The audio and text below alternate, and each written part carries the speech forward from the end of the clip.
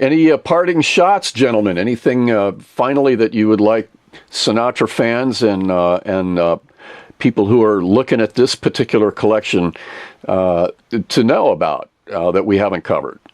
I think that with the incredible amount of Sinatra material that's out there, this is one of the lost treasures in every respect.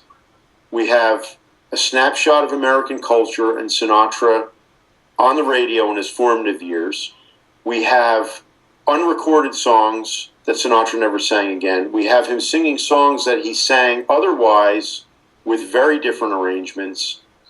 And it's the first time that it's being presented in its proper form, you know, fully restored and remastered with care and attention and love, and also presented artfully in terms of the book. We've tried to really include a lot of photographs and some informative notes that give the reader some perspective on what they'll hear, completely annotated with all of the available information discographically within the book. So, you know, we've really tried to put ourselves out there. I have to say, there are two people that were integral to this process, and one is Nancy Sinatra, Frank's daughter, and Nancy loves this period in her dad's career because it was the time that she remembers as a little girl. She remembers being home and turning the radio on and listening to him as he was performing these radio programs.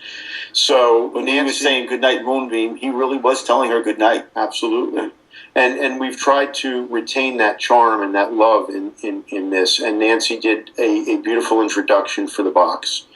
And also my close friend and an American treasure, Michael Feinstein, who, in addition to being an incredible musician and performer, is a world-class, probably the foremost music archivist that our generation knows. I should say not just archivist, but also archivist preservationist, because Michael has rescued hundreds and hundreds of rare, one-of-a-kind recordings from the film studios that were going to dispose of them, from composers and recording executives and musicians' collections. And Michael was a driving force behind my collection and my being able to bring as many of the discs together as I've been able to, but also in aiding us in finding material and providing material from his own collection. So Michael is one of our co-producers, and I'm grateful to him for his encouragement and his support, and certainly his gift, his generous gift of the music that he's collected, because there's no one like him in this world. And his gift of preserving it for the rest of the world. Absolutely. The museum and all. Yeah, for sure. Now, this project took how long from front to back, start to finish? Well, I first proposed that we do a project like this at Legacy in 1994. And at that time... So you weren't kidding, Martin. It is a 20-year... No, I mean, there's, even if you dig around online, there's a track list that Chuck had put together for a 2-CD set. I think it was just called Radio Years or something. Yeah, the Radio Years, yeah. From 1997 or so, that you could see what he was planning on doing back then. So when I started working at Columbia Legacy, we didn't have the Victor catalog. And we were just starting to really produce these new Sinatra products that were, you know, taken from the original session masters, and we brought out the V-disc box set and the Christmas songs by Sinatra remastered. And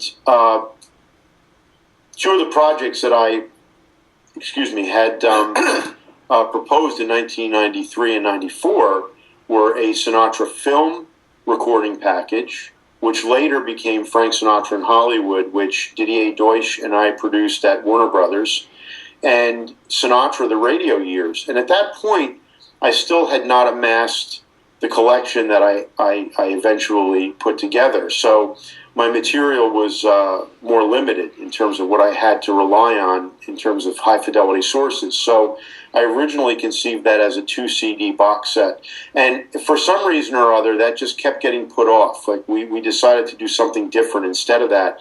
And that happened every few years. And finally, 2 years ago, I went back to the folks at Legacy, John Jackson and Adam Block, and I said, look, this is the moment.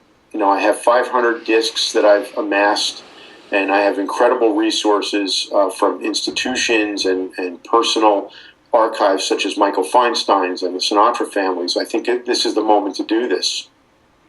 So, we really started working in earnest on this about 2 years ago. I made the proposal, and it took about 2 years for us to go from start to finish proposal to finished box set.